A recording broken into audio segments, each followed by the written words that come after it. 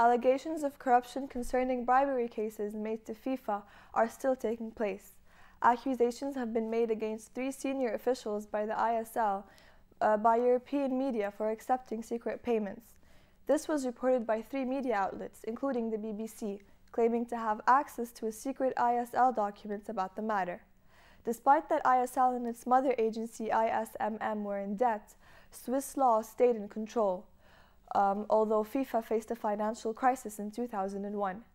Head of the Brazilian committee organization of 2014 World Cup, Ricardo Teixeira, allegedly received $9.5 million according to the report, along with similar cases, including African football leader Issa Hayatou.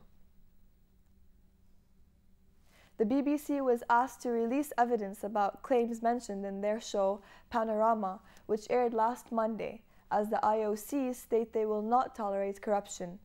This, however, put England's reputation at risk, as they are one of the bidding teams for the FIFA 2018 World Cup.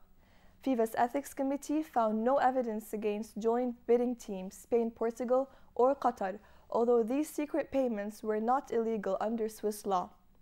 A prospective second trial will take place if there are further allegations.